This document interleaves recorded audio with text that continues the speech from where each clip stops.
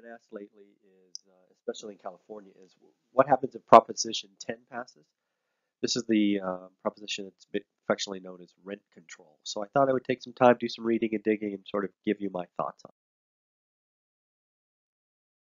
So first, what is Prop 10? What are the various thoughts on it? Uh, my thoughts on it, and then sort of what to do. So here's Proposition 10 in a nutshell. It basically repeals something called the Costa-Hawkins Rental Housing Act of 1995, which is a law that restricted cities' ability to enact expanded rent control. So I don't know about you, but my next question is, okay, well, what's the Costa-Hawkins Rental Housing Act? So this is what that is. The Costa-Hawkins bars cities from imposing rent control on apartments built after 1995 or earlier in cities that already had rent control in place, forbids rent control on single-family homes and condominiums, and prohibits vacancy control, which is when a unit rent stays capped even after the tenant moves out. So that's what essentially Prop 10 is looking to wipe off the books. So here's a couple of thoughts on it. First off, sort of what is Prop 10, in my opinion, trying to address? And the best summary is this one I could find. There is no question that California is in a housing affordability crisis, with nearly 1 in 3 households statewide spending more than half their income on rent, leaving many families one rent increase or missed paycheck away from losing their homes. Definitely a problem. This is sort of the other side. Rent control doesn't tackle the problem of affordability and new development. The other side is basically we have a supply problem. Right, so I think both of them are saying, hey, we have an affordability problem.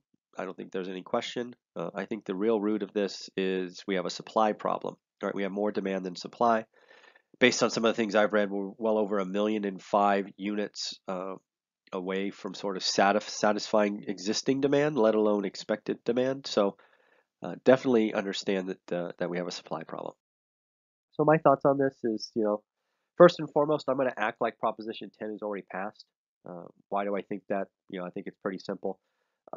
First and foremost, as you already know, I'm a landlord. However, I believe there's a lot more renters than landlords, and I expect the renters to turn out in mass and approve this without really even reading it, just because of the name, rent control. Right? I think there's a feeling that landlords have deep pockets, and it's time to go get theirs. I don't believe any of that, but I'm going to act like Prop 10's already passed because I believe in protecting the downside, which in this case would be Proposition 10 passing, and then the upside will take care of itself if I'm pleasantly surprised and it doesn't pass. So I don't know about you, but I'm going to act like Prop 10's already passed because I don't want to be surprised.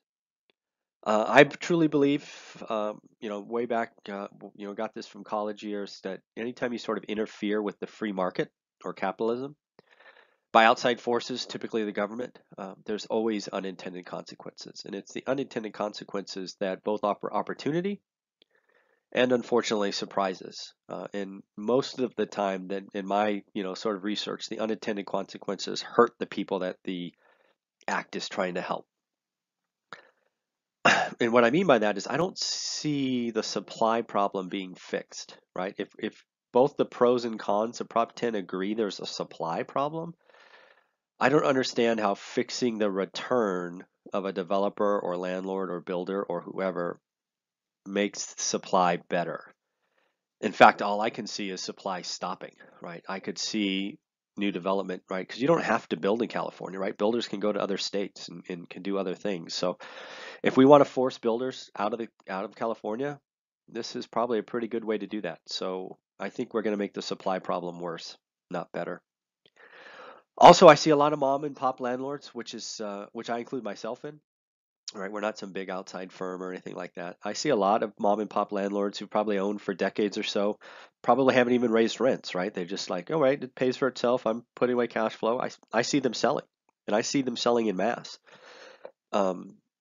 because they're scared of government intervention, right? These are, they typically lean capitalists. They typically think government intervention is bad, and I could already see some of them selling early, and I see a lot of them selling if this should pass, and it could be a problem.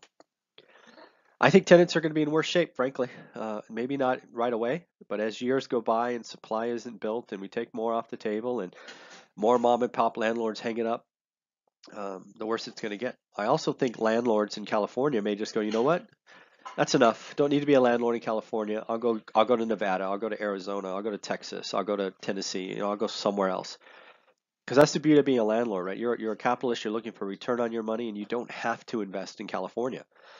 So I think this is going to be a horrible outcome for tenants in California, in my opinion. So, what to do? If you're just starting out and your plans to get to four, right, which is something that I think all of us could do to get to protect our future. I don't think you let the noise around this stop you, right? You're going to be buying pride of ownership rentals. They're going to be at market, so no big deal. You're bigger, you have bigger goals, and rent control shouldn't impact you.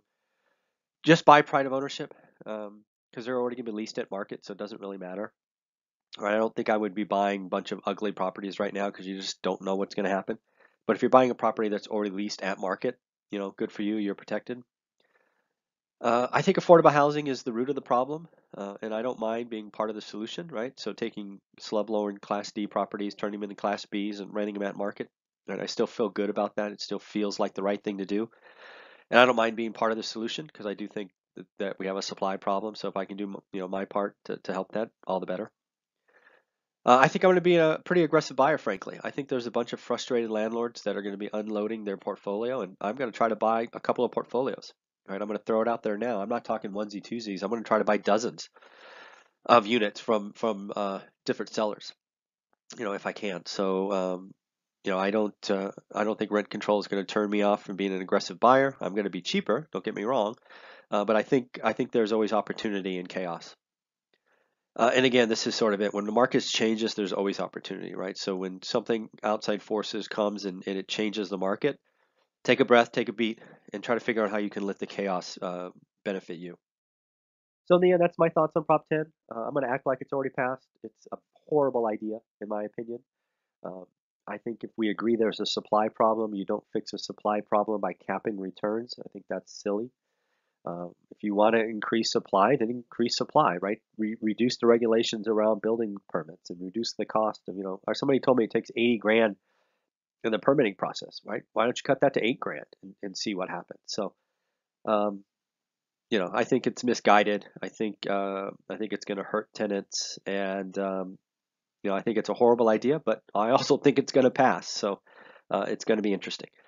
Let me know what you think. Leave comments below. Have a great day.